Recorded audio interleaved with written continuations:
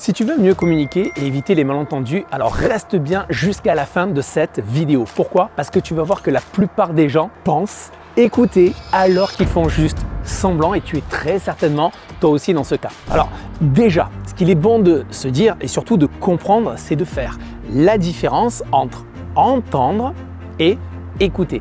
Car finalement, c'est ce qui te permet de mieux convaincre et également de mieux négocier et éviter les tensions inutiles autour de toi, que ce soit au travail, dans ton couple ou bien sûr aussi avec tes amis.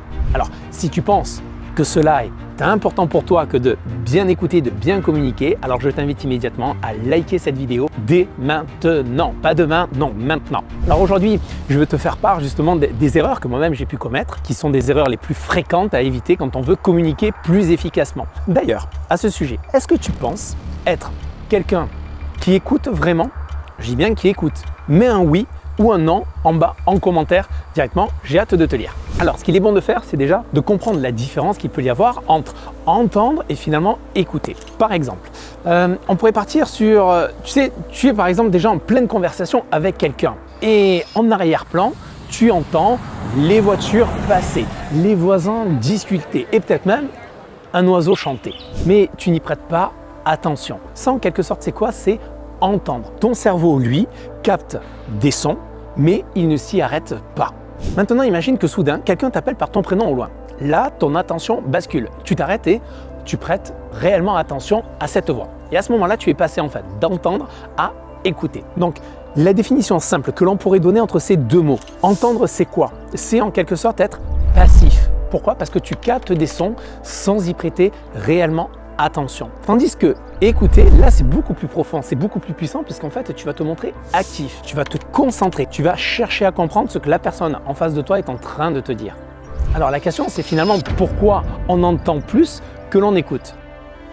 Il faut savoir une chose, c'est que notre cerveau, il fonctionne en mode pilotage automatique. En soi, on est bombardé d'infos toute la journée et notre cerveau tire profit de ce qui lui semble important, sauf qu'il se trompe souvent finalement. Par exemple, imagine, tu es en réunion, ton collègue parle d'un projet, mais toi, qu'est-ce qui se passe? Au lieu d'écouter, tu es déjà en train de penser à ce que tu vas dire ensuite. Résultat, eh bien, tu rates une info importante et pire, eh bien, tu es amené à donner une réponse complètement à côté de la plaque. Je te donne un autre exemple que tu as très certainement vécu. Je te parle en connaissance de cause. Tu rentres chez toi après une longue journée. Ton ou ta partenaire te raconte un événement important de sa journée, de ce qui s'est passé. Et toi, qu'est-ce que tu fais à ce moment-là? Tu hoches la tête. Mais tu as à peine capté en fait ce que il ou elle t'a dit. Et le pire, c'est qu'à ce moment-là, l'autre le sent. Tu l'as sûrement déjà vécu. Cette phrase assassine à ce moment-là qui te dit, ou plutôt qui est, t'écoutes même pas ce que je te dis. Et là, boum, qu'est-ce qui se passe? Frustration, malentendu, voire dispute. Tu as compris là où je veux en venir. Alors, pourquoi en soi, écouter change absolument tout dans la communication? Eh bien tout simplement parce que écouter, c'est pas juste entendre, mais c'est être 100% présent, dans l'instant présent. L'écoute active, c'est quoi en soi? C'est tout d'abord ne pas penser à sa réponse pendant que l'autre parle. Et crois-moi, c'est plus difficile que ce que l'on y croit. C'est aussi chercher à comprendre et pas juste à répondre. C'est aussi, par exemple, reformuler pour montrer qu'on suit bien ce que la personne nous dit. Par exemple, ça peut être « si j'ai bien compris, tu veux dire que… » et vous continuez, vous reprenez les propos de la personne. Par exemple, imagine que tu es en négociation pour une augmentation, d'accord, de salaire avec ton patron. Tu peux juste entendre ton patron dire « on verra plus tard ». Ou alors, tu peux écouter ce qu'il dit vraiment et à ce moment-là, tu vas creuser. C'est-à-dire, quand vous dites plus tard, vous voulez dire dans 3 mois, 6 mois, qu'est-ce qui pourrait accélérer cette décision?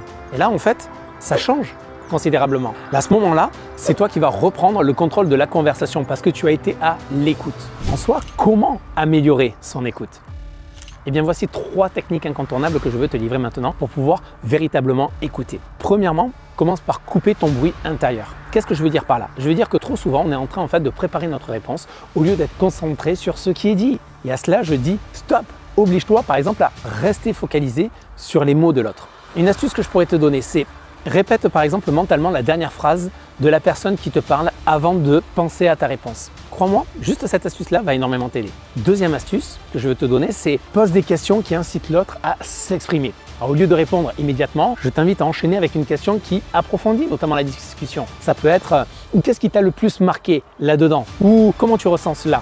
Troisièmement, troisième et dernière astuce que je te donne, c'est utilise les silences intelligemment. Pour ma part, par exemple, c'est l'un des principes que j'ai eu le plus de mal à intégrer, mais qui est en soi l'un des plus efficaces. Pourquoi je te dis cela? Parce que, en fait, on a souvent tendance à couper la parole et on veut remplir les blancs. Mais un silence en soi de 2 à 3 secondes après une phrase pousse véritablement l'autre à continuer. Alors essaye et la prochaine fois, je t'invite à laisser un petit blanc après une réponse et tu seras absolument surpris de voir la personne en face de toi se livrer davantage. D'ailleurs, je te challenge à ce sujet. À ta prochaine conversation, applique ces 3 techniques et viens me dire en commentaire si tu as senti une réelle différence. Parce que oui, écouter, c'est une compétence ultra puissante. Ça te rend plus charismatique, plus influent et également ça évite plein de malentendus. Donc la question que je te pose maintenant, dans tes dernières conversations, est-ce que tu as écouté ou tu as juste entendu?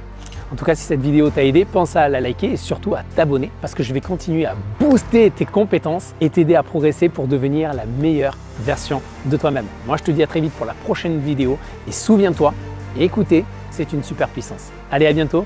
Bye bye les amis.